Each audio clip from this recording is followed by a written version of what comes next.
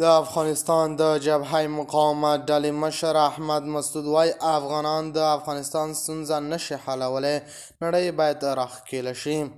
د افغانستان د جبهه مقاومت ډلې مشر احمد مسعود د نړۍ څخه غوښتنه کړې چې یو ځل بیا د افغانستان ته راستون شي، خو طالبانو تر دې مهاله د احمد مسعود دغې غوښتنې ته غبرګون نه دی ښودلی. احمد مسعود وایي زه ایران سره هم په تماس کې یم چې باید افغان طالبان په رسمیت ونه پیژندل شي. احمد مسعود ویلي نور زه نشم کولی چې جګړې ته پر دې لاره تګلاره ورکړم او د خپلو مقاومتیانو ته هم پیغام پرېښودی دی. د خرابات ټي وي چینل درنو لیدونکو سلام، ستړي مشئ، وخت مو بخیر. هیله لرم چې جوړ او روغ به یې. په سر کې یادونه کوم که خرابات ټي وي چینل مو نوي سبسکرایب کړئ، په درنښت سره خرابات ټي وي چینل سبسکرایب کړئ.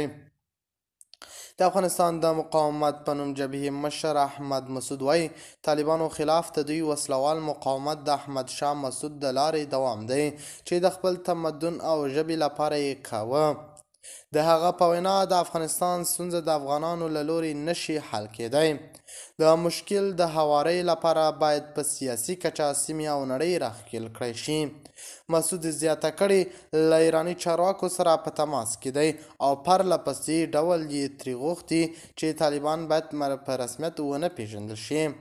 احمد مسعود د غوښتنه بار بار له هر حکومت څخه کړي چې باید نه له طالبانو سره مرسته وکړي او نه یې په رسمیت وپیژني، خو د ده خبرې ته تر اوسه هیڅ حکومت غوږ نه دی نیولی. طالبانو اړیکې له هر حکومت سره ښې روانې دي. د خرابات ټي وي چینل درنو لیدونکو دا و زموږ ته دې مهال چمتو کړی خبر د نورو تازه خبرونو لپاره خرابات ټي وي چینل په درنښت سره سبسکرایب کړئ. د الله په امان تر بیا خیر چارې.